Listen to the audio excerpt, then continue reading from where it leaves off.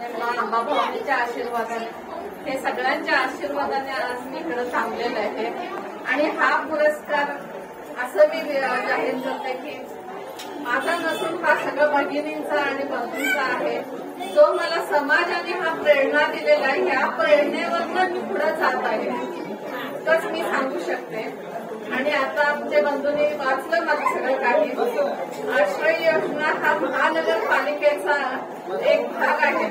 जे गरीब कोणाला आश्रय नसतं त्यांना ते स्कीममध्ये घरं वगैरे बांधून द्यायचं, त्याच्यामध्ये मी पण एक थोडंफार सहभागी होते. आणि त्याप्रमाणे आमचे फार अगदी उत्कृष्ट म्हणजे की कसं ते महिला अगदी असं जमिनीवर मातीमध्ये असे झोपत होते. पण मी दुसऱ्यामध्ये मोठ्या उंचमध्ये मी कधी लई काम करत नाही. सगळे जे लो लेवलचे आहेत ना त्यांना मी वरती आणायचं म्हणते. त्याने म्हणजे ते काय एक त्यांना प्रेरणा मिळावं आणि त्यांना ते स्थान तिथं मिळलं पाहिजे, स्थान मिळलं पाहिजे, जे तिथं मिळायला पाहिजे त्यांना ते स्थान मिळलं पाहिजे. त्याच्यामध्ये मी खूप काही असं खालच्या वर्गामध्ये मी फार काम करत नाही. बाहेर खूप काम केले, समाजाच्या अगोदर बाहेर खूप काम केले. आता 33% आरक्षण हे सांगितलेले होते. आमचे मॅडम होते वकील मॅडम, त्यांनी म्हणाले शशिकला ते तुम्ही चला माझ्याबरोबर, म्हटलं आम्ही दिल्लीला जाऊ. 300 महिला अक्षरशः तयार होते आणि फक्त त्यांनी 250 रुपये एवढंच आमच्याकडनं भरून घेतलेलं होतं. ताई तुम्ही चालला तर आम्ही तुमच्यावर आहो म्हटलंय. फक्त महिलांनी केलेला इतका छान झालेला सुंदर कार्यक्रम झालेला तो अजून परत आम्हाला आठवतं. असं प्रत्येक महिलाने एक महिलाला सपोर्ट द्यायला पाहिजे. आणि कुठलाही कार्य एक महिलाला सपोर्ट दिल्याशिवाय कुठलाही कार्यक्रम होत नाही. आणि जरा मी सांगू इच्छिते तुम्हाला, महिलांनाच मी पहिला प्रोत्साहन करते की महिलांना जरा असं तिरस्कारपण असते, तिचं काय सगळं चालतंय असं नाही आहे.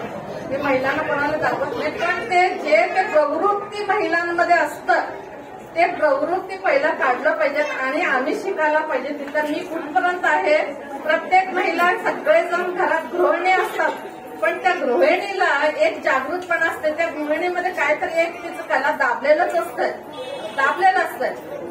त्याच्याकरता तुम्ही एकत्र यायला पहिला शिका.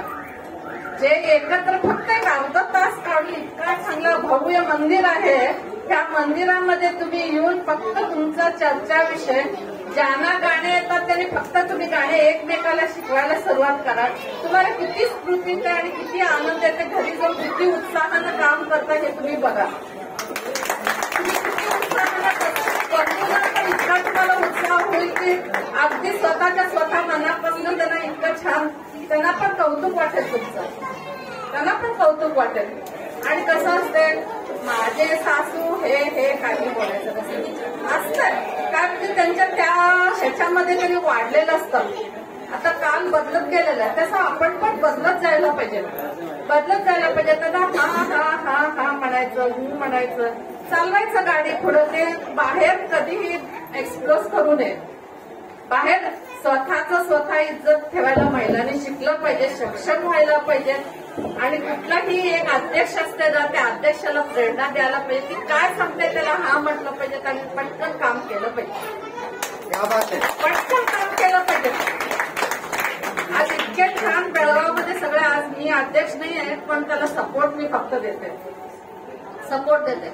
माझ्या अशा विचार आहेत की लगेच माझ्या डोक्यात सुचलं की आज हे करायचं म्हटलं करून मोकळं होणार.